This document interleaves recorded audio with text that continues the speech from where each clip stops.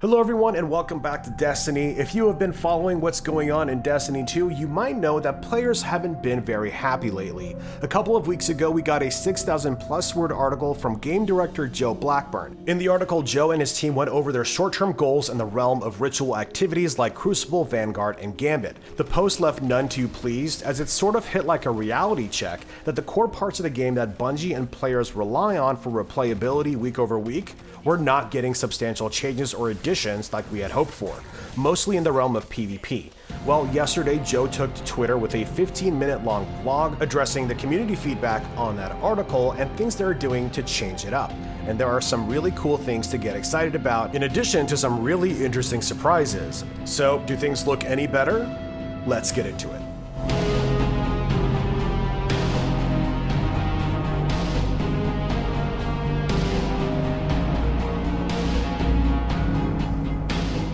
Alright, so Joe started with what we can expect from the reveal next week. In case you didn't know, next Tuesday, August 22nd, Bungie will be hosting their annual Destiny 2 showcase event, where they will be giving us a sneak peek as to what we can expect from the final shape and beyond. I'll be posting a video before that event summarizing exactly what we can expect to see, but here's what Joe had to say. It's going to, again, really be focused on the story, really be focused on the location, and maybe we'll get into a little bit about how the live service of Destiny is going to change after the final shape.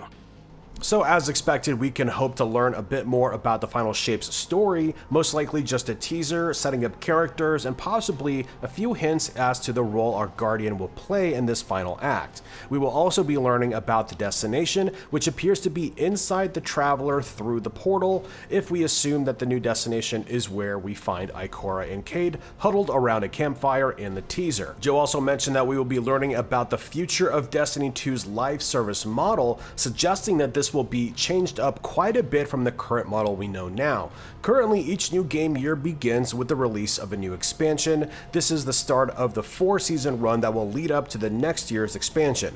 Bungie may be changing this moving forward, likely inspired by a change in the cadence of how often they want to deliver new content, or perhaps how players interact with it. Now, Marathon, Bungie's next PvP game, will be diving deep into community puzzles, ones where World's First teams will open up sections of the game for other people. We'll be diving into all of the possibilities in the next video, but this could be one of the reasons that things are going to be changed up, so be sure to subscribe so you don't miss out on that post. Now, Joe also mentioned a couple really interesting things in reference to the reveal. They were sort of offhand remarks when emphasizing what the reveal will not be, but he did also use these very specific examples, so there's a good chance that these are things that are coming during the final shape, but they're not things that are going to be talked about, at least during the reveal, most likely in the months leading up to that. This is what he had to say. What we're not going to talk about is things like a big new Strange Coin refactor and Xur revamp that's coming out in the final shape. We're not going to talk about things like a refactor of HUD elements where we're making sure the buffs and the debuffs are more clear and you can tell what's happening in higher level combat. Very specific things to mention. As you can see, the one I care about the most is revamping the UI to better communicate buffs and debuffs in higher end content. During your typical Grandmaster Nightfall, it's not completely uncommon to have a combination of like 10 buffs and debuffs and weapon meters, and that's on top of any super important information like stacks of a buff you might need for the actual objectives, or one to make sure you get off your unstoppable shot. The current issue is that the HUD is limited to showing you only 4 of these things at a time, which can be really frustrating in the heat of battle, especially in things like Deep Dive, where your bonuses take up all of the slots essentially. I really hope that they're working on a new system to better communicate every effect while keeping things very clean and very readable in the fray of battle. Anyways, from there, Joe mentioned that he recognizes that the current state of PvP is not cutting it for players, and especially he does recognize that the state of the game did not address the things that players wanted it to. He recognizes that there just isn't enough new going on in the Crucible. Previously, we went over how they plan on only bringing one new map into the Crucible every year. Of course, this is the majority of people's concerns when it comes to the ritual activities. There doesn't seem to be much investment in the things that we're meant to be playing a lot more of, and well, it looks like they are actually wanting to do something about the fact that we are not happy about it. Well, it looks like we are getting our very first map pack into Destiny 2.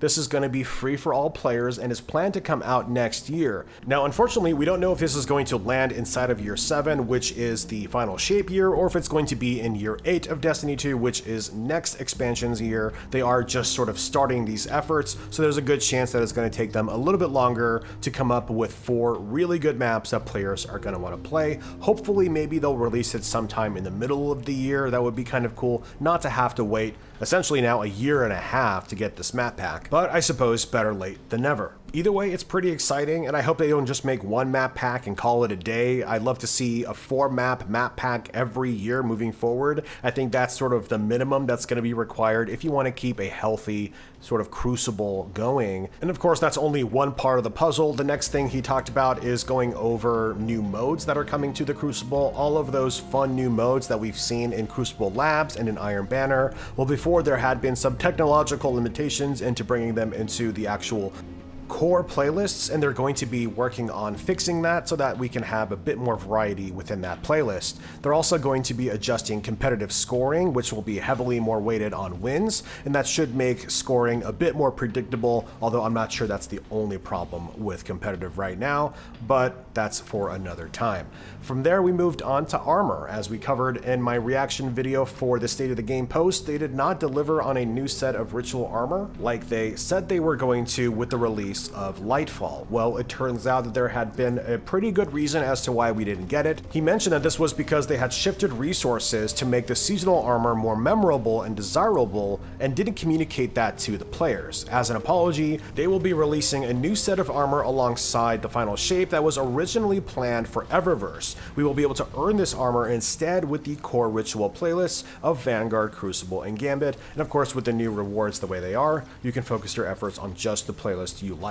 Speaking of Gambit, we didn't get anything again, and that's, at this point, it's fine. I'm actually really curious to see how they're going to integrate the Lucent Brood and the Shadow Legion into this. Maybe Tormentors would be cool. So, who knows? Maybe it's enough to invigorate that playlist. Moving on from armor, Joe wanted to finish on talking about communications. He mentioned that they had been sacrificing communication in order to stay focused on game development to ensure that we get the best game possible when it releases. He recognizes that perhaps the wall had been put up a little too high, and they no longer want to sacrifice that relationship. So they have promised to open up a lot more and involve us more in the conversation. So much so that Joe himself will be streaming on occasion, allowing you to go hang out with him, chat about the game, and essentially just have a more open dialogue with the game director himself. Overall, I think this was a great piece of communication by Joe Blackburn. It addressed a lot of the issues that we had been worrying about as a community, and I think a lot of people will feel satisfied, even the mere fact that the concerns were heard and that they decided to act on them in the best interest of the game and its players. This is a huge precedent for them to set, and I really hope they continue this moving forward. Next week is going to be an exciting one, Guardians. The final shape is going to be revealed to the world, and we're gonna get a peek at what is in store for us next season. Like I mentioned, I'll have a roundup video going over what we can expect from the reveal, and of course we'll be breaking down all of that juicy info coming out next week, so be sure to like and subscribe, hit the bell so you don't miss out on Destiny 2 coverage. Let me know what you are most excited about next week. Thanks for watching, and I'll see you next time.